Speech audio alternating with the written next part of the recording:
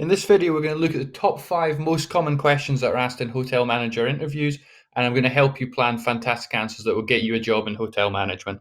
So let's start with a question that pretty much every single hotel in the world is going to ask, which is a simple question around what times can you work? So hotels are in continuous operation, and so they need a rota of people in management.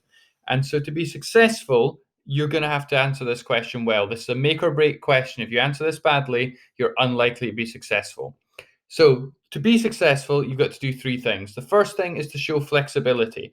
As a hiring manager, you would much rather employ someone who is going to be there when you need than someone who's got lots of restrictions on their time.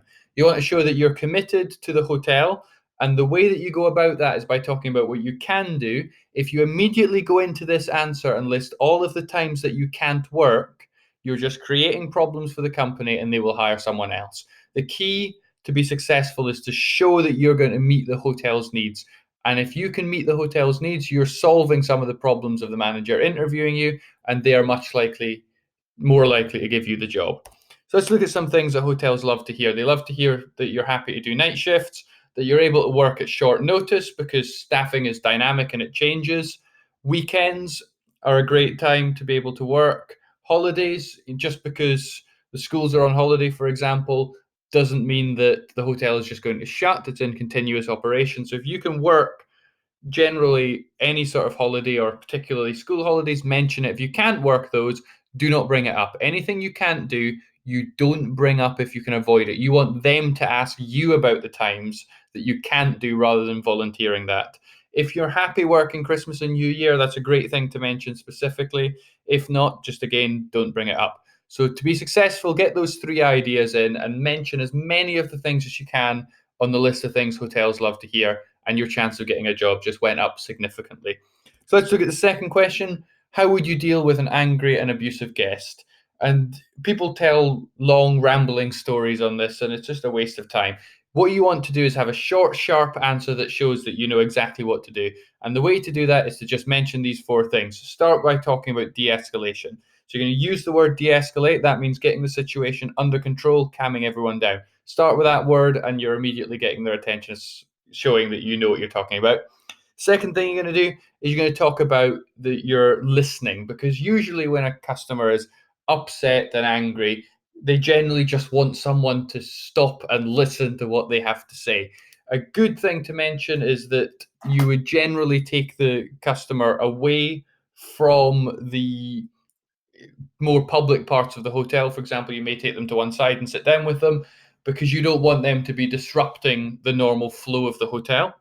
You're then going to be proactive. So that means you're actually actively looking for solutions. You're trying to identify what is making the guest angry and how you can come to a resolution. And the ultimate goal is coming to a resolution that leaves the guest as a happy guest that is going to come back to the hotel and is calmed right down, and you've solved the problem. So get those 4 ideas in and you will pass this question with high grades. Moving on, why did you leave your last job? And this question is a make or break question, and some people fail it spectacularly. And in order to be successful, you want to focus on one of these good reasons and never, ever, under any circumstances, mention anything on my avoid list. If you say anything on the avoid list, they are really getting worried about hiring you. So if you say anything negative about your former employer at all, that is a massive red flag. Most people who are doing interviews will not hire someone that attacks their former employee. If you talk about your former employer not paying you what you're worth or anything that comes across arrogant, that is worrying. If you had conflict at your last place, it may not be any of your fault, and it may be that you had the worst manager in the world who was totally incompetent. If that's the case, you don't mention it, because they don't know the full story and they don't know whether you are the cause of the conflict or someone else is the cause of the conflict or the dispute or whatever. And they're going to assume perhaps maybe you're difficult to work with and you're causing conflict. So let's just not bring you in here in case you were the problem. And if you're fired, that's something you don't want to immediately volunteer. Some good reasons is to talk about you're relocating. So, for example, your partner has got a new job, and so you're moving with them. Family reasons, if you have to move closer to someone that you have to care for. you're looking for progression. So you're talking about the positives. And when you're saying, I'm looking for some progression into hotel management, say lots of positives about your last place, that you loved working there and it was a fabulous job, but this opportunity here has opened up and you're so interested in getting into management. Big up the positives of the hotel and also say some positives about your last place as well. And if you do that, you're going to be successful in this. This tends to be a pass or fail type question. So if you avoid the fail stuff on the avoid list, you'll get through this okay. Let's go on to question 4. How do you prioritize tasks? So in hotel management, there's lots of different things going on and you've got to be able to manage it. And the first thing you should talk about is that you have a planning system. So you've got long, short, and medium term planning. So these are the things that I'm working on, for example, some cost saving program over the long term, and you pick that up if and when you have time. Short-term planning is, where you're looking at this needs to be done right now. Here's a problem, I need to go fix it. And then medium-term planning is how you're going to achieve those longer-term goals split into smaller goals. And if you talk about a system like that, that's a great thing to mention, depending on what level you're applying for. If you're applying higher up, you might talk about things like Gantt charts, which are a good way of keeping track of what you need to do and where you are with everything. The key thing that you're going to say in terms of prioritizing is that you're going to be looking at business and customer impact. So what things are going to have the biggest impact on customer satisfaction and what things are going to have the biggest impact on the success of the business. And that is the way that you're going to have to prioritize. So if a customer is having a very substantially negative experience because of something, you're going to prioritize that much higher. And if there is, an enormous loss-making thing that's going on in the hotel, that's going to have a big business impact.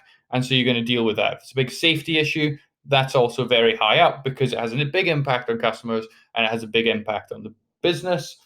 You can also mention that you anticipate pinch points. So there's certain times in the day where you're going to be a lot busier than other times. And so that's planned into your day that between these times, you're going to be more available and you're going to have more of the work done early in the morning, for example, where perhaps you're less busy.